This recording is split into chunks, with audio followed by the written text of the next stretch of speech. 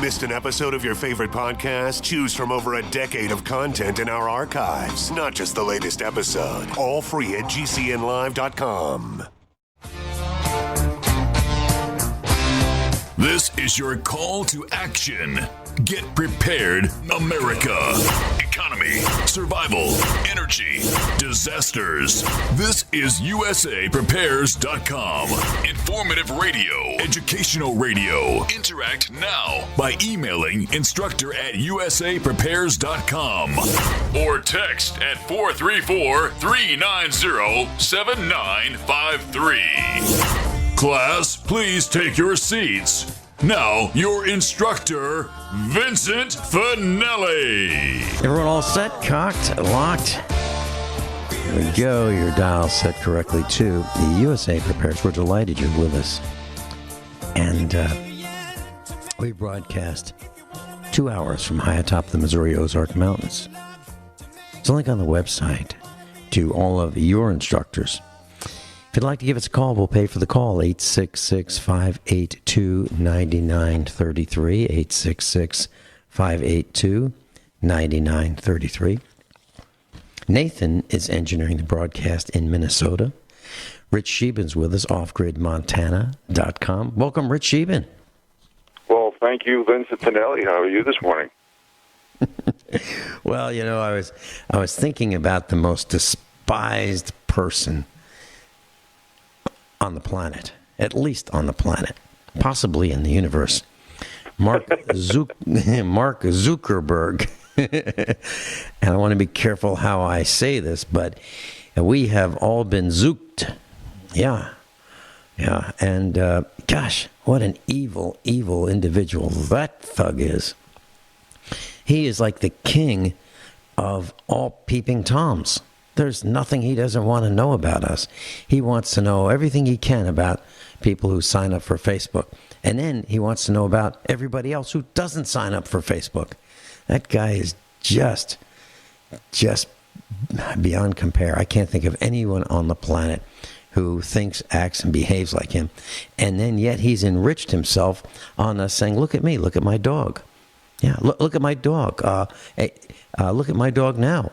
Look at my dog, look at me. Wow. How stupid we are. How stupid we are.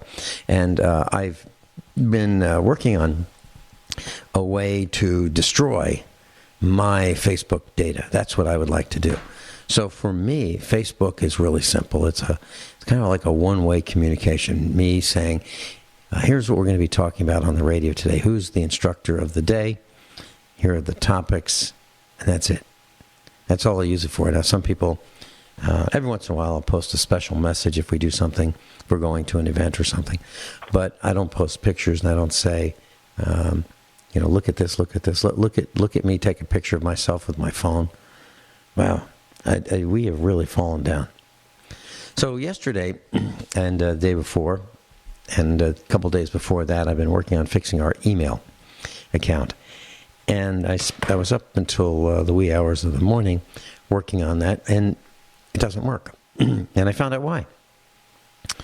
The account that we'd like to use for this class, instructor@USA does not work because there is a filter that the web hosting company has on our account, and emails will not go in or out.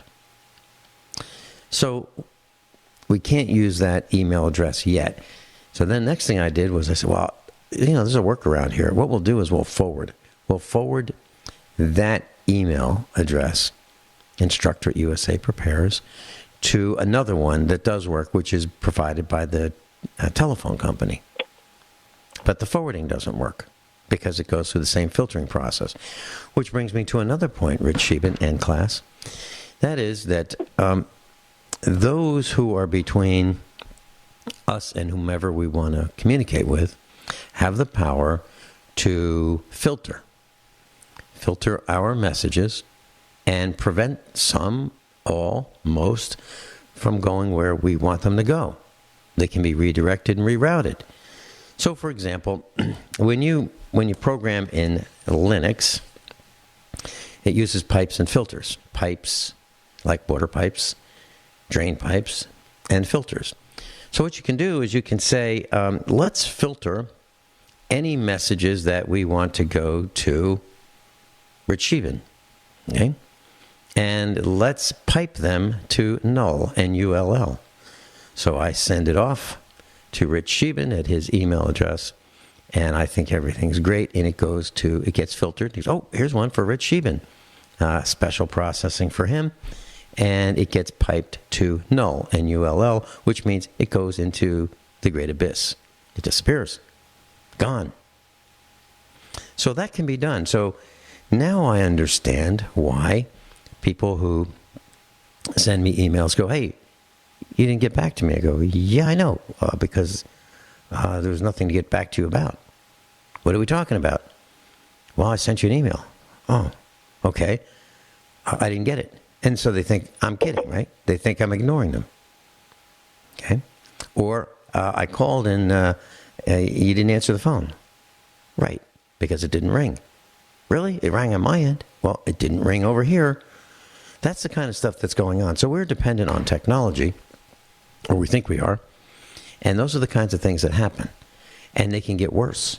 They can really get worse very, very quickly. So, for example, let's say you had a person in your office you really didn't like. Let's say it was your boss, and you wanted to have fun with the boss, and there was a Linux environment where you're all networked in Linux computers. And so what you do is, he's really big in spreadsheets and analysis. You want to have some fun with him. So what you do is you write a little program that sits in between his spreadsheet and the saving of that file. And every 25th keystroke, you shift one number to the left or to the right. So, for example, if he types in a 5, it ends up as a 4. If he types in a 2, it ends up as a 3. Okay? So all his spreadsheets are going to be wrong. Every one. Wouldn't that be fun?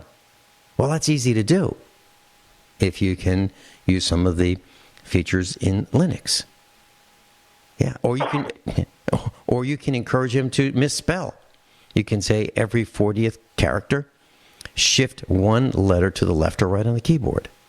So if he types in a Y, he gets a T. If he types in an H, he gets a J or a G. Yeah. So now, what does he think? Does he think there's something wrong? No, he thinks it's him. He thinks he can't type anymore. Maybe he needs to go see the doctor. That kind of stuff is relatively easy to do. That stuff can be done to us very easily as well, in between where we are and where we're sending our emails. So I just wanted to share that with you, that's a possibility, and it's a very simple one. So if they can do that easily, what else can they do? And so you might want to think about the kind of things that are happening in your life, and is somebody playing games? Or are they doing it on purpose? And what I believe has happened is the communication companies are not selling individual data. So I don't believe that AT&T is selling at the request of the feds information on Vincent Finelli. I don't think they are. I don't think they single me out. What I think they've done is they've said, well, let's put a split in the pipe.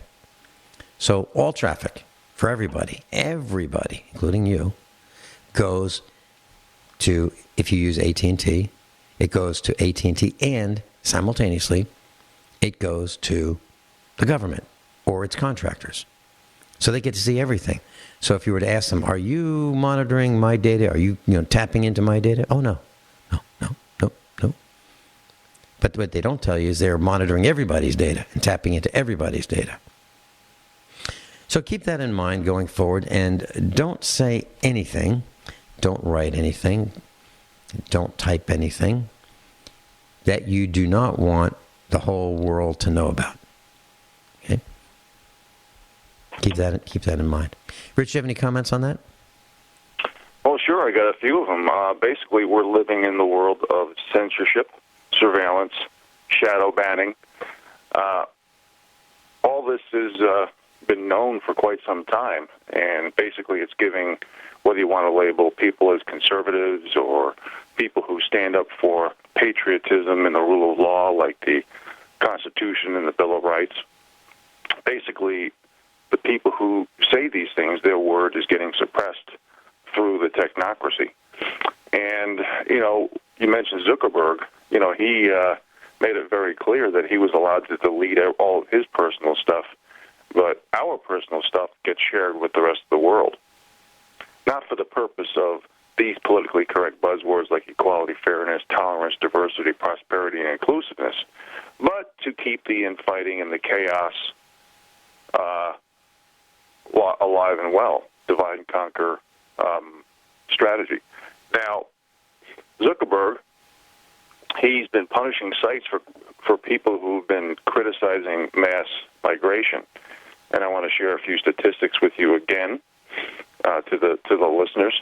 Non-citizens accounts for 22%, more than one-fifth of all federal murder convictions, 18% of fraud, 33% of money laundering, 29% of drug trafficking, and 72% of convictions for drug possession, all paid for by the American citizenry.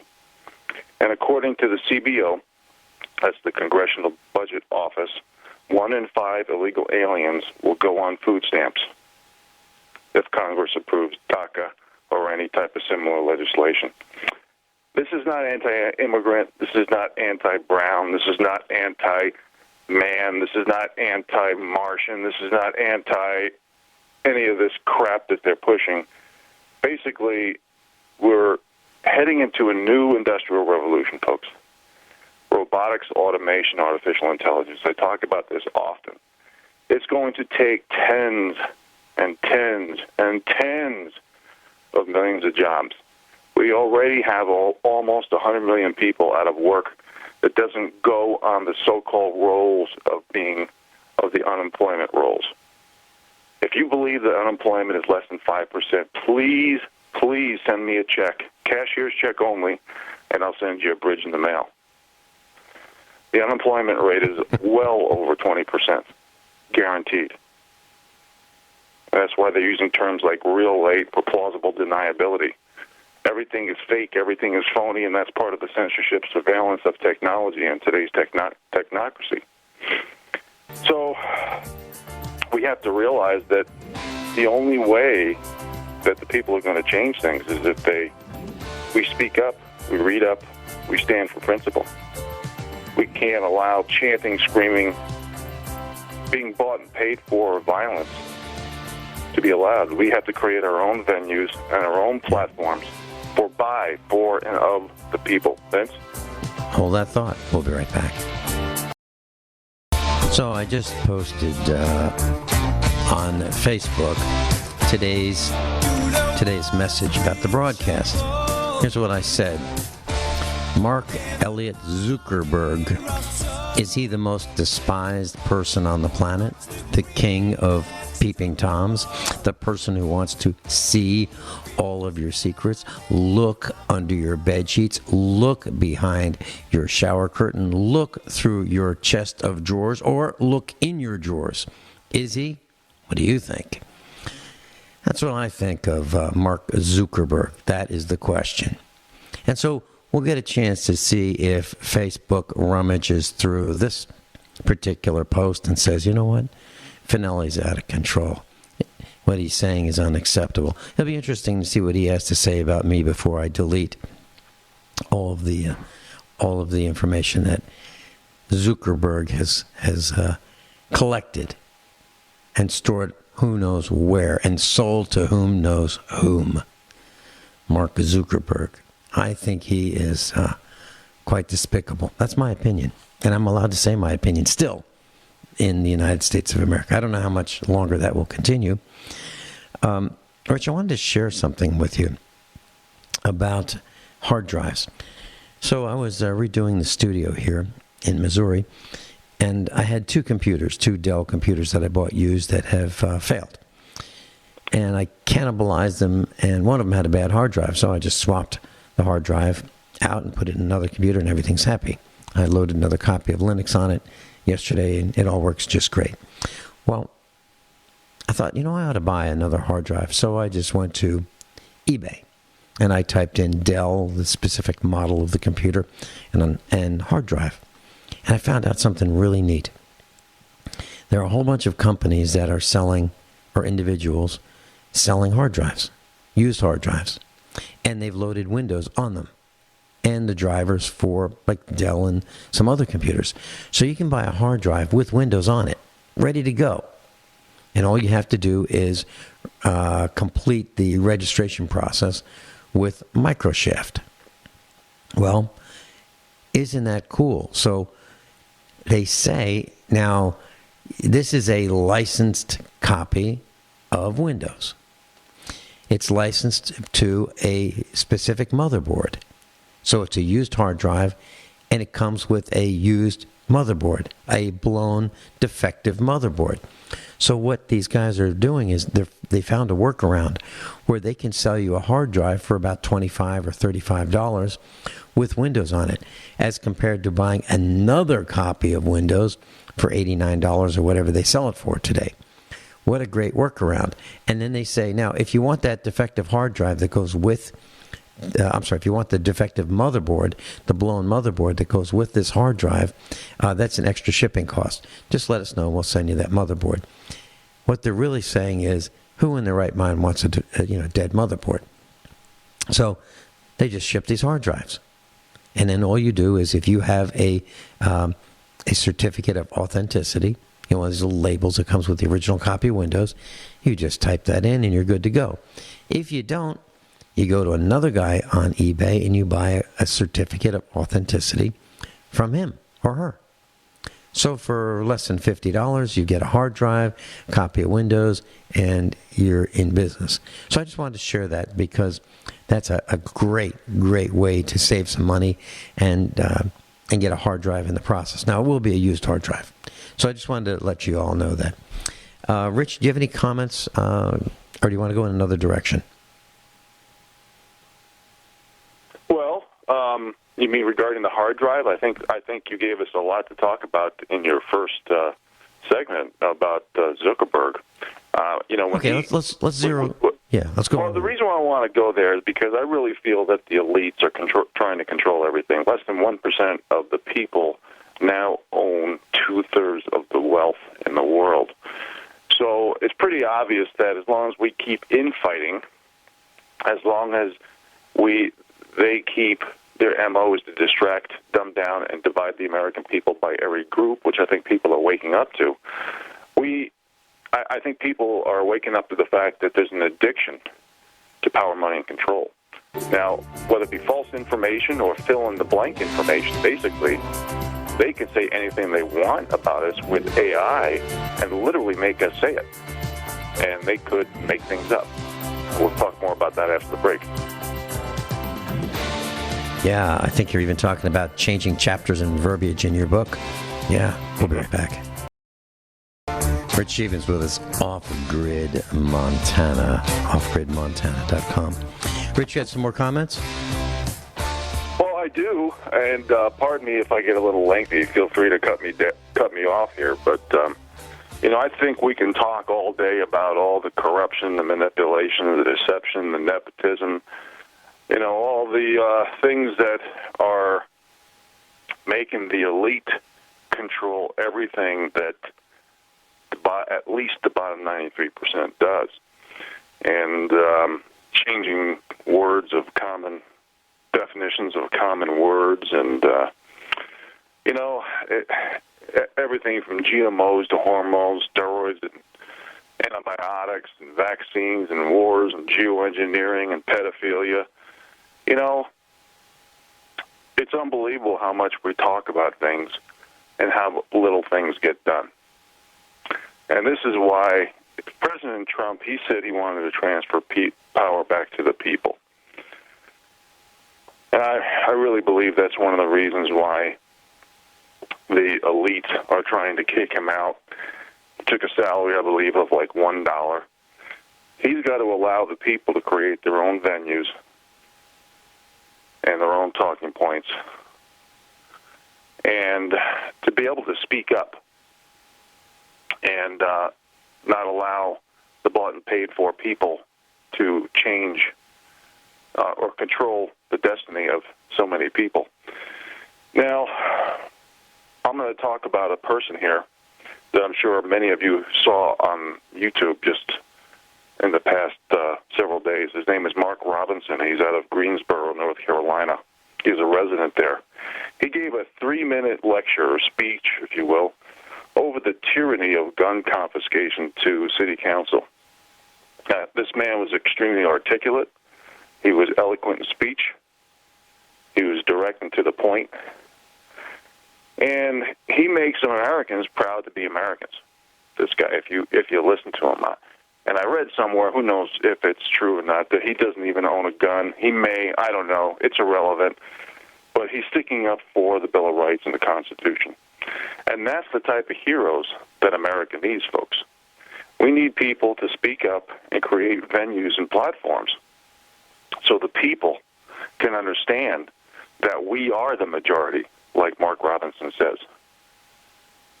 The people want to have prosperity, want to be able to control their own destiny. And because of political correctness, the mainstream media being bought and paid for, what they've done is they've tried to demonize, discredit, and delegitimize all people who speak out for the little people. And when you basically lower the bars, the standards, and expectations, you're destroying America from within by rewarding mediocrity. And I talk about this all the time. So I've mentioned this on the air a few times. I'm going to mention it again today, Vince, if it's okay with you. I feel the only way to stand up to what's happening is to stand for principle. 3 criteria, the same rules, laws, and accountability for everybody. We can't have a separate tiered system based on what group you're in. It's got to be it's got to be about truth, using objective facts in lieu of subjective emotional opinion. In other words, you've got to be hated for being willing to say the truth instead of wanting to be liked and blowing smoke up people's butts, telling certain people or groups what they want to hear. People do things. There's 3 main reasons people do things. Money, they want to be famous or infamous, fame, or they're so insecure they have to have people like them. They have to have likability, like the mainstream media says. Basically, it's people who don't have the guts to say it like it is. And that's where group identity politics has come in, and under many different subsets under political correctness, group identity politics is just one of them. It's destroyed America. And the opportunities, the knowledge, ingenuity, productivity, innovation from a country that's now turned into the law of diminishing returns is not available to at least about 93%. So this is what we need to do. We need to have a QE for the people. And for some reason, and one last criteria on standing for principle. If someone does it and has less consequences for their behavior, you should be able to do it too. And free speech is a great example. Okay, and if you don't like that, then we need to have practice what you preach laws. I talk about that all the time. We allow the elite to say, let's take away everybody's guns, but yet they have the audacity to hire private security who carry guns to protect them, often using taxpayer dollars if they're in politics. Same thing with the carbon footprint. While the elite are flying all around the world in jets, sometimes even private jets, and then have the audacity to have all these huge homes when they create a carbon footprint 100 times, 1,000,000 times what the average person does. And then they talk about homelessness when they have all these huge homes all around the world. And this is why I hate saying the words hypocrisy and double standards, because it doesn't go far enough. And a lot of people on the so-called right say this too. And yes, some people, some big names on the right are also bought and paid for. They're sanctioned to say certain things, and especially not say certain things. And if we did practice what you preach laws on top of it, now I want to talk about QE for the people. If we did these few things, we could actually have these politically correct buzzwords that the elite change the definitions of to use against the people. We are allowing the elite to poison us against ourselves, people. And if we did the following, things would change. First of all, we need to break up all the big companies. Anything with the word oligarchy and monopoly needs to be broken up. No more lobbying, special interests, PACs, grants, etc. People need to decide how much net worth an individual corporation can have. We need to have laws of excess, because too many people at the very top have an addiction to power, money, and control. And they're literally buying treason, sedition, and espionage to control the people. Anything that's bought and paid for, anybody that's bought and paid for, needs to go.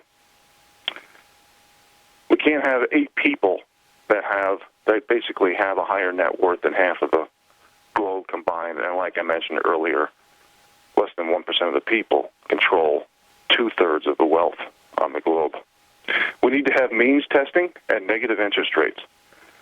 If we had negative interest rates, let's say they were 3% negative rates, this is the only thing that I feel is going to save the little people. So if you pay your mortgage or pay your car loan or pay your school loan, you literally get 3% back at the end of the year. Banks still have a huge spread on cars, credit cards, loans, etc. And they've been bailed out by you, the listeners, the people. The people have bailed out Wall Street, the banks, the investment banks, the commercial banks, because they've been allowed to have Vegas-like rules. And this is another reason why we need to reinstate all of Glass-Steagall back. Glass-Steagall Act needs to come back. We need to have 100-year mortgages. So all the people who are suffering and barely paying their mortgages and losing their homes, while the elite like Zuckerberg is basically trying to confiscate all the properties around him in Hawaii and around the world and not give a damn about the little people. And this is, again, we need to have laws of excess. Excess meaning net worth and cash flow, and let the people vote and decide. That's the only way we are going to have any sort of humanity in this country with the way we're going.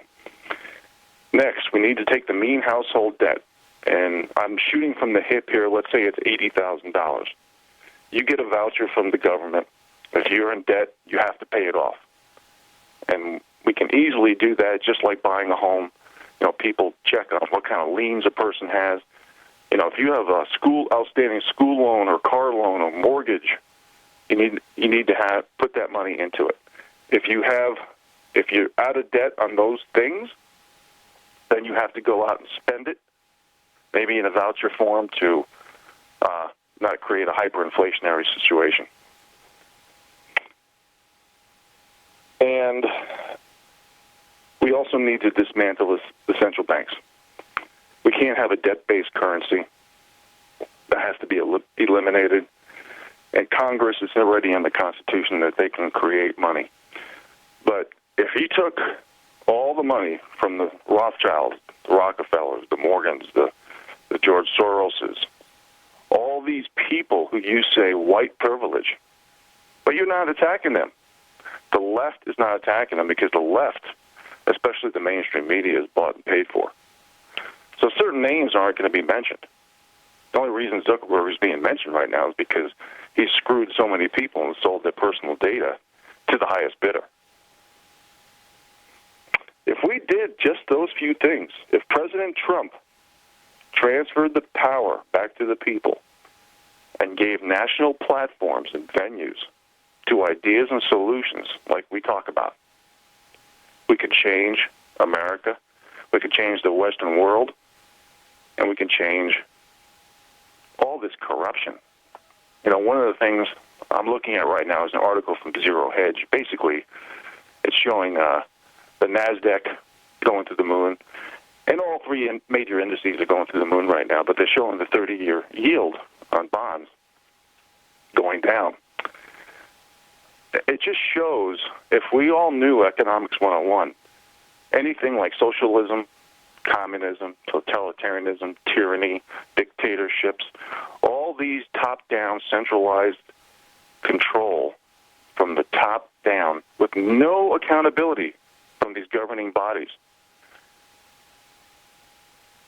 If people understood Economic 101, nobody would sign up for propaganda. And I think it's important to go over, again, real quick, there's so much talk about debt and inflation and deflation. Half the articles say we're going into inflation, half say we're going into deflation. We're in a deflationary spiral. Basically, it's a hybrid stagflationary situation for the bottom 93% of people. When consumers, and Vince, if you don't mind, I'd like to go over that real briefly after the break, please. Sure. Rich Sheben's with us, Off-Grid Montana. .com. And his lifestyle, if he wants hot water, he's got to think about it a few days minimum in advance. More like a year in advance. We'll be right back. Rich Sheben's with us. Rich, please continue. Well, thank you, Vincent. Folks, 70% of GDP in America is basically consumptive or consumption. So when we buy things with cash, we leave no debt, it could then lead to a demand trend and an inflation, at least in the short term. But like the example I shared with you with the NASDAQ being up and all three indices being up right now, and yet the 30-year yield on bonds going down, this proves that the American people are not going to buy into this inflation. Because when you buy something on time and you pay interest, and when you look at margin debt, which is an all-time high, you look at the defaults, the high-yield junk bonds, they're not going to be able to pay back investors, the demographic situations, central bank corrupt monetary policies, Keynesian economics, group identity politics. You look at all the different wild cards out there, especially with robotics, automation, artificial intelligence, and the technocracy taking tens of millions of jobs, even starting now and especially into the near future. When people have this much debt, which is increasing, it leads to a trend of debt deflation. That means people can't buy other goods and services. In other words, the middle class is broke. Or as I always say, the middle class / poor, a.k.a. the bottom 93% that has melded together. Now, if corporations were putting money into R&D, into new products, into new services, into hiring more people, expanding employees, but basically what they're doing is creative accounting. It's so many part-time jobs. Some people have 2 or 3 part-time jobs, and it goes down as one job on the paper, on the rolls. But when you look at unemployment, if someone stops looking for a month, they're no longer on the unemployment rolls. Every book is cooked. GDP, unemployment, nobody buys unemployment under 5%. It doesn't even make sense. So what the corporations are doing is creating new debt and doing share buybacks, which increases the price of the shares. So the wealthy people, because 10% of the people own 96% of the stocks, get to yield the dividend benefits. And, of course, executive cash goes into stock options for the CEOs and CFOs and other executives in the corporations. And this new debt also goes into acquisitions and mergers, which is basically a consolidation. So more robotics, automation, and AI take more jobs. And this is what we have in America today. So if you look at our debt and credit that's collapsing in America, there's no way anybody can buy the fact that we are doing great. Trump inherited sabotage and demolition. He's doing what he can. But the status quo wants an incognito caste system because they want the natural resources and the lifestyles and the addiction to power, money, and control for themselves. You know, like the omnibus bill that just passed America. All they had to do was, they talk about line item veto. You shouldn't even have to use line item veto. Every bill should be one line. One line. Instead of all this crap put in there for the lobbyists and the special interest groups and the banks and the money printing underneath the scenes. How could $21 trillion be missing from the federal government books that the Michigan University professor confirmed with Catherine Austin Fitz? How? How can that even be possible when there's so many people living paycheck to paycheck? 78%. Basically, the wealthy people are getting that way because of the opportunity that the state and the big corporate oligarchies give them. And it's basically taking from their customers and the people and the free market.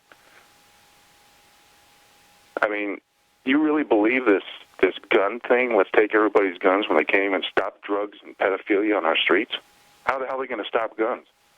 It's all a narrative that they control. And this is why we need to not be swayed by the mainstream media that tries to manufacture perception, pity, guilt, and ideology. We need to create our own talking points, narratives, memes, themes, our own venues. Vince, I appreciate you allowing me to exercise my First Amendment rights, but I just feel that sometimes we can talk till we're blue in the face, and unless we come up with ideas and solutions. Everyone all set? Cocked? Locked? Here we go. Hour number 2 of EUSA Prepares. Top of the hour news. The head of Homeland Security, it looks like he's going, and President Donald Trump thanks him for his service. And you know what's really interesting about that, Rich Scheben? Homeland Security was interested in building a database of broadcasters and opinion shapers in the United States, of which I am sure we would be included on the list because we're considered an opinion, influencer. Interesting. I wish the Director of Homeland Security good riddance. You know, who do these people think they are? They want to know everything. I mean, it's like there's nothing that the government does not want to know about us. But I do have a couple comments on what you said during the previous hour. And you talked about control. And you talked about standing for principle. So I have a couple comments about that. Here is a story, Kentucky.com. And here's what it says. And this is a micro example of control. And I'll tell you a little story about what I did when I experienced an example of control being trying to be applied to me and my family. So here we go. So this Kentucky neighborhood bans Danes, Dobermans, German Shepherds, St. Bernards, and other dogs. And people living in this Lexington, Kentucky neighborhood were notified last week that several dog breeds, including pit bulls, Great Danes, Huskies, were being banned. They were sent a letter telling them that there's a change in the existing dog restriction, which previously referred to only unspecified aggressive breeds. So now they are including and delineating which dogs you cannot have in this neighborhood. All right. So let's think about that. So you have a Dane, or you have a German Shepherd, or a Husky, and that animal is a member of your family. Just like Thomas Jefferson, as we refer to him, TJ, is an English Mastiff. He is a member of our family. He's adopted us. We've adopted him. And so if someone were to say to me, you know what, you're going to have to get rid of a member of your family, I'd go ballistic. Absolutely ballistic. So let me tell you a little story about deed restrictions and homeowners association characteristics. So back in 1979, Mrs. Finelli and I bought a house. It was a 2-story brick colonial. The neighborhood was constructed in 1945. This particular house, I found a newspaper article, was the model house. It was really interesting. It was a very nice house. And it had in it a 2-car garage. So you would drive in the driveway, make a left-hand turn, and you would open the garage door and pull your vehicle into the house. So the garage was on the first floor. Well, as we had children, we decided, it sure would be nice to have a room for the children to play in.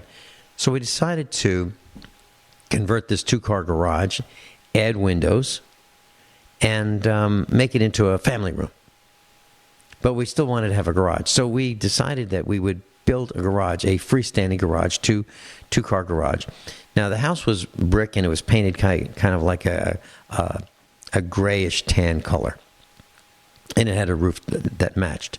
And part of the house had the gable ends had some cedar shakes, meaning cedar siding shingles, and they were painted to match the house.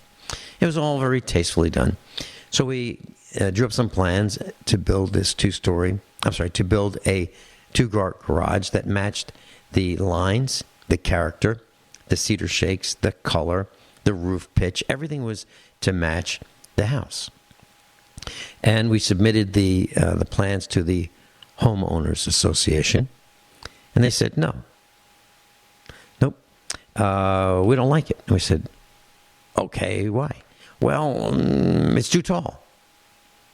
Okay, how much too tall is it? About 2 feet. Okay, so it's about 2 feet too tall. Well, the reason it's that height is because we wanted to be able to use the area above the cars as an attic for storage. We want that as a storage area. So we didn't make an unsightly garage. We planned to build a matching structure, same roof pitch and everything else, and they thought it was too tall. It was just their opinion. We hit an impasse, and they said, no, we're not going to approve it. So we said, all right, okay, there's nothing we can do to make you change your mind? Nope, we're not going to approve this garage. So I said, okay, you know what? And the guy who was the president of the Civic Association lived right across the road from us, right across the street, if you will. And I said, you know what? I'm glad you brought this up. And you know what? We don't really want a garage anyway. We've decided not to build a garage. Instead, we're going to save some money, and we're going to put up a tent. And we're going to put our cars in the tent. And I found the circus tent, and we're going to put that up. And I don't need a permit. I don't need your approval. I don't need anything. I'm just going to do it because it's a temporary structure, if you will. And I found one that has, it's not exactly what I wanted, but it's got a yellow stripe on it, and it's got a red stripe, and it's got a white stripe, and it alternates. And it's about the size to park 2 cars in it. So I'm just going to do that. Their response was, tell you what, that garage you wanted to build, that's okay with us. Because we gave them an option. All right, no garage, no problem. We're going to put up a circus tent, and it would devalue the neighborhood. And they realized that, and I didn't say that. I didn't threaten them. I just said, no, okay, that's good. Here's what we're going to do instead. So that was my response to control on a micro scale. Now, let me tell you what else I did. So I read through the deed restrictions of this house. Now, when this house was built in this neighborhood, the builder decided that he wanted to have certain restrictions, things you could not do on your property. Now, the reason I'm telling you this story, class, is because when you have a neighborhood like this one in Lexington, Kentucky, that says that you're St. Bernard, you can't have them anymore. You got to get rid of that member of your family. Now, I'm not sure if they want you to kill them or just send them elsewhere or what they want you to do, but none of it is acceptable to me. So what I did in preparation for the final meeting with the Civic Association of this neighborhood that we lived in starting in 1979, I read the deed restrictions. And it said things. Now, these are not my words, class, so don't blame me and don't be angry for what I'm going to say, but I'm going to tell it like it is. They said that you couldn't have chickens. Okay. And if you wanted to move into this neighborhood, well, you agreed not to have chickens. And there's other animals that you couldn't have as well. And all the black people had to be out of the neighborhood. All the black people had to be out by 4:30 in the afternoon. Huh. Well, does that sound like that would fly? I don't think so. So one of the things that you might find is something like that in your deed restrictions, and you can say, You know what? This is unacceptable. It's unconstitutional. You can't tell black people that they've got to be out of the neighborhood, or people of a red color or yellow color or any other color or white.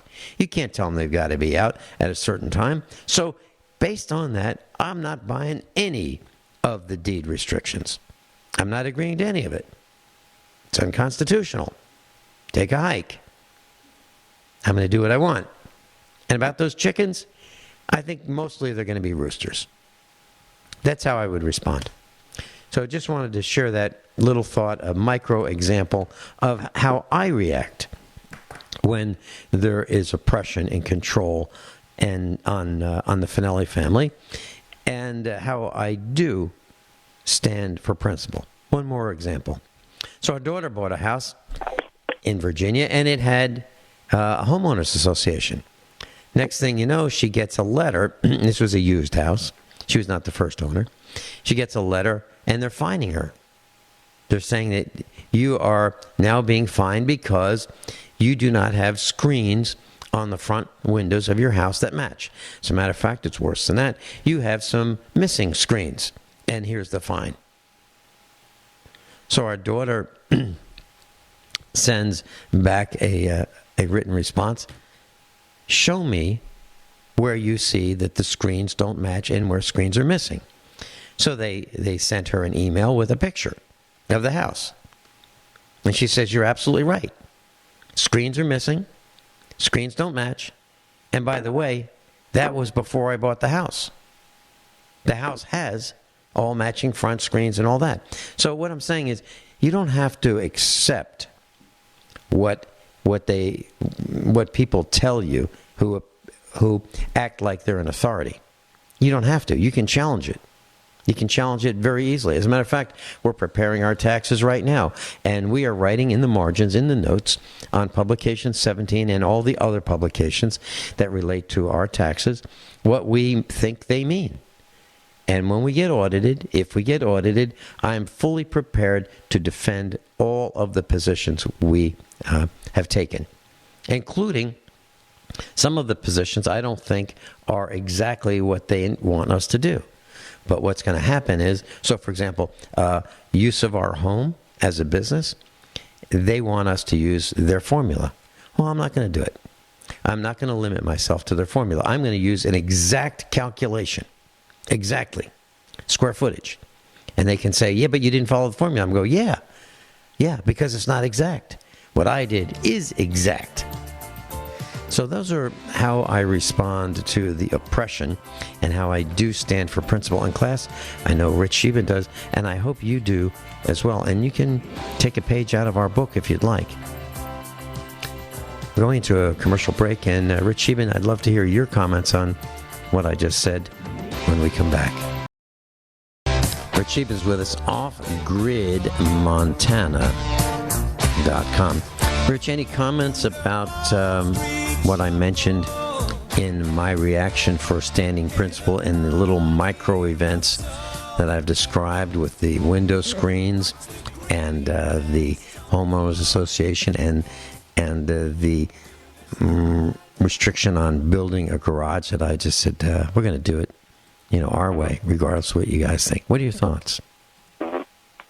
Well, we have to stick up for the little guy, and a lot of these restrictions and covenants are often to protect the bigger guy. But before I talk about that, let me just mention the comment about you were talking about DHS, Department of Homeland Security, and the high-ranking advisor leaving. Basically, when they create a database of so-called influencers, that's just an example of tyranny. That's exactly what that is. Conformity comes in many different ways. Threats, intimidation, bribery, blackmail, coercion, blacklisting, a lot of different ways that they can do it. And if there's anything out there that suppresses freedom of speech or anything in the Bill of Rights or Constitution, that's an example of tyranny or buying sedition, treason, espionage, and all the things that I've talked about in the past. Now, regarding homeowners association, certain freedoms. I got to say, and this is going to be a very broad answer, but it depends. Like the dog examples, I have mixed feelings, and let me tell you why. I have Great Pyrenees dogs, and if I lived in a subdivision, someone showed up with a Great Pyrenees, I don't know how happy I'd be, because I feel you have to be 100 yards from a barking dog because of the fact that now, unless you were there first and somebody moved next door to you and they were the first person within 100 yards, that's on them. But I think as far as the homeowners association, like even in Missoula, Montana, there's associations where you're not allowed to cut down a tree on your own property, or you have to plant a tree on your own property, or both. Some of these restrictions and covenants are so over the top that it doesn't make sense. And, well, someone could say, well, what if a meth lab moves in? Well, a meth lab is already on the books and is already illegal. So I think what homeowners associations should do to create ideas and solutions for this predicament is when you go in as a possible buyer in a certain subdivision, neighborhood, or spot, whatever you want to call it, and there's restrictive covenants, I think the covenants should be there and legally have to be given to a prospective buyer, whether it be from the homeowner or the realtor, by law, so people can see what the restrictive covenants are. And it needs to be broken down, not in 10 pages where someone's going to say, oh, my God, how can I read this? It's got to be broken down in bullet points. And so what's going to happen is when restrictive covenants get so over the top and the restrictions really hamper people's quality of life and lifestyle, I think what's going to happen in that particular neighborhood is people are going to start saying, hey, I'm not going to buy here. And that word's going to get out. And then the neighborhood's going to get together and say, okay, we need to delete this, delete that. It's the same thing that I talked about with, this bill, this ominous bill that just got passed. I mean, we need to have a situation where there's not just one line item veto, but we need to put every bill that passes in one line and make it simple and understandable, and so we can debate one thing at a time instead of certain people at the top who have an addiction to power, money, and control who want to protect only their investment and not allow the little people to try to survive. So that's how I would do it. I would do it in an ideas and solution situation where the people actually control all of them, not just the wealthiest people in the neighborhood, not just the wealthiest people in big government, not just the wealthiest people in the big corporate oligarchies, where the people have a say. And it gets debated. And we don't have screaming and yelling and violence and chanting and, fifth grade behavior. We need to have intellectual communication and use objective facts in lieu of subjective emotional opinions. And I think, this homeowners association is just a micro example of where we've gotten at every level of government and big corporate oligarchies to where we are not allowing everybody to voice their opinion. Hold that thought. I've got a reaction to what you said.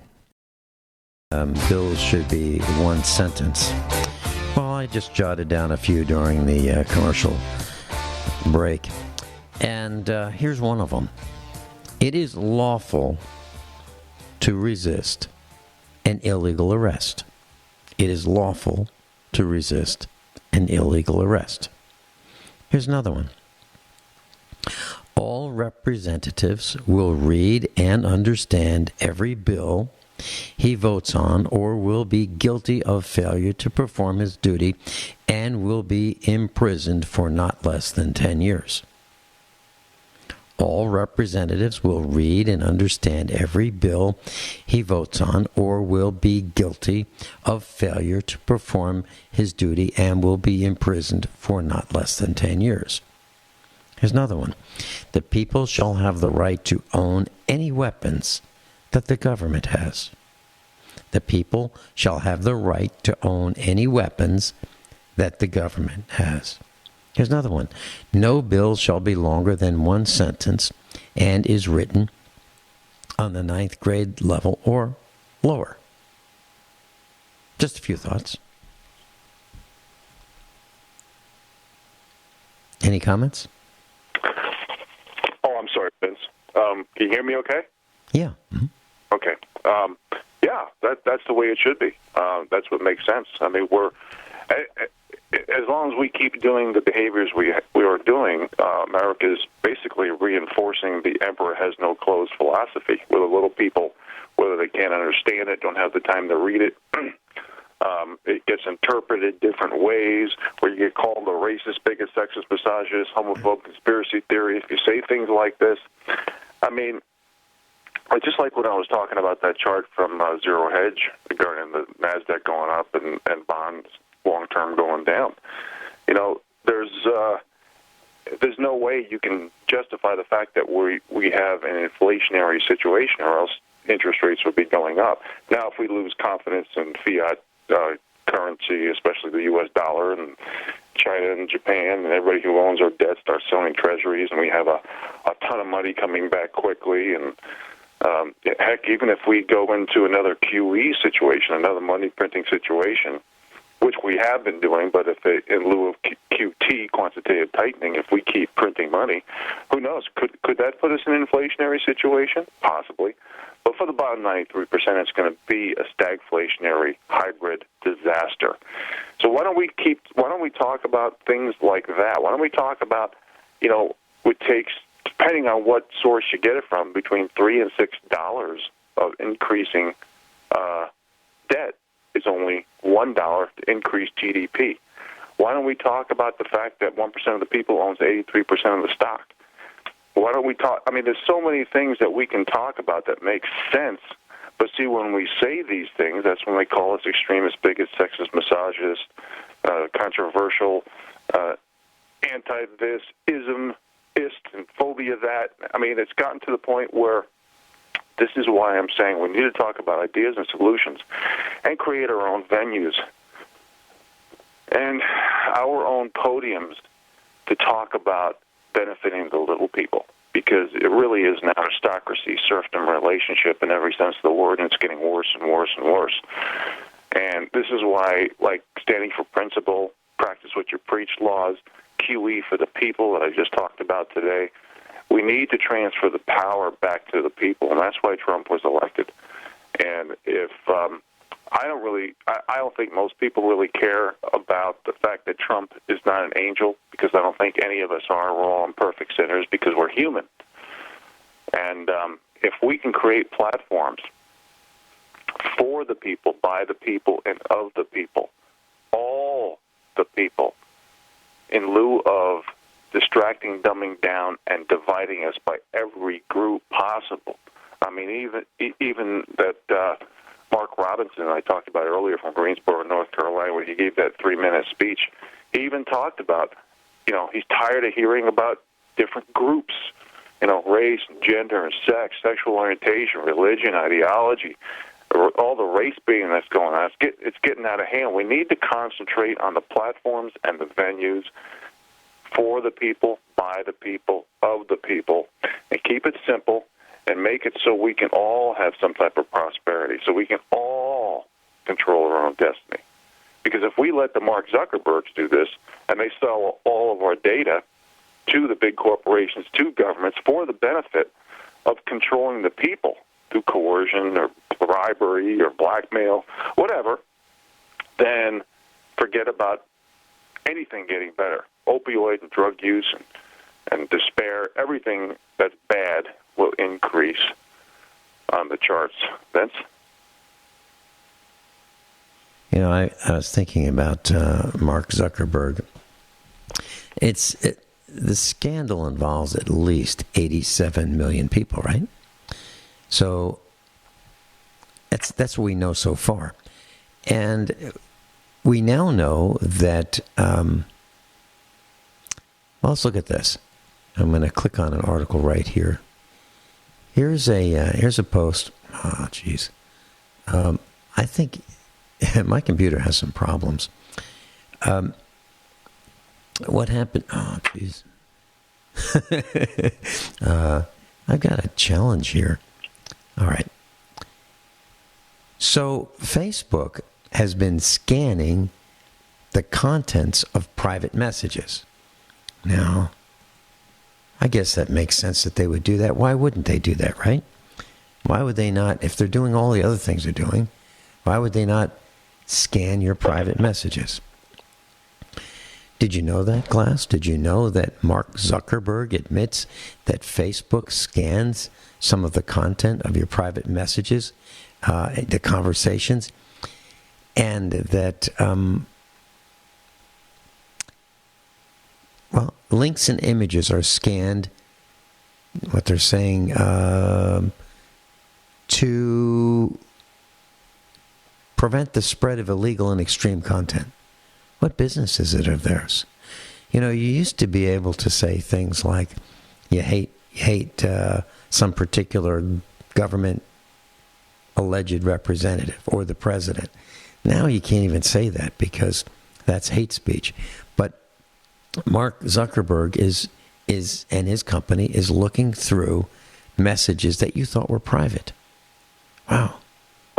And what happens when people go to court and then they say, well, you know, here's what you said. Here's what you said in your email. Wait a minute.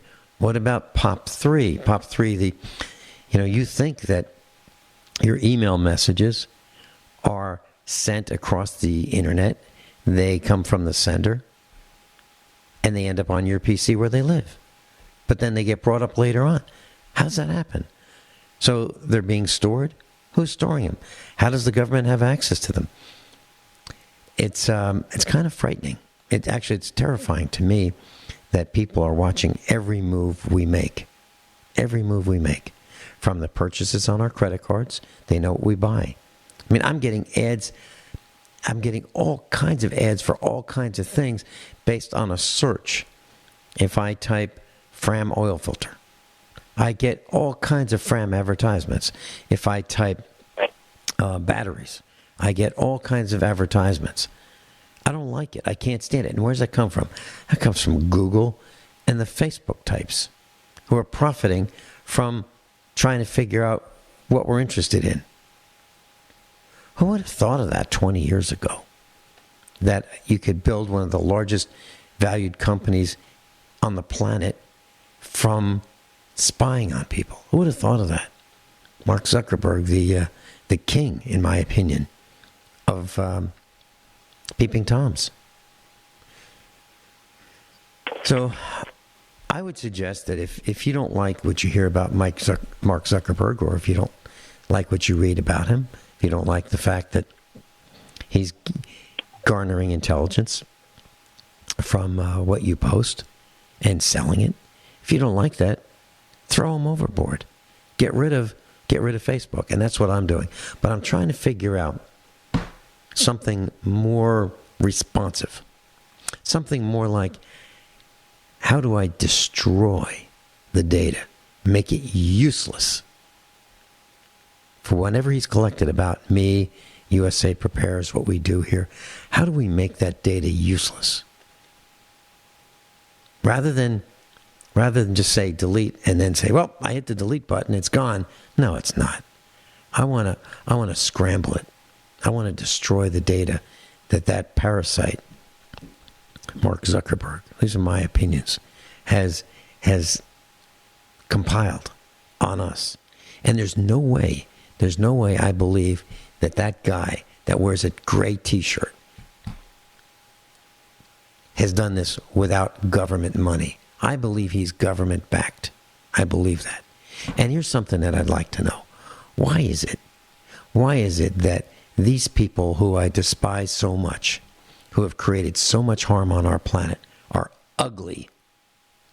Ugly in the way they look, in the way they behave. Who am I talking about? I'm talking about Greenspan.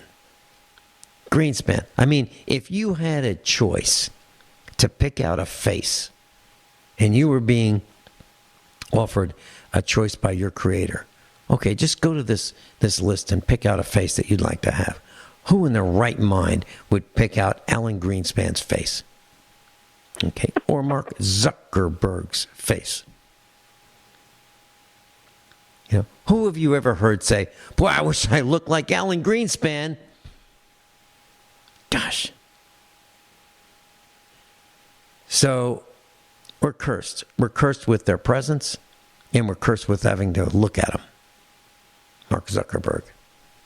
Boy, I think he's one of the most ugly people on the planet in many, many ways.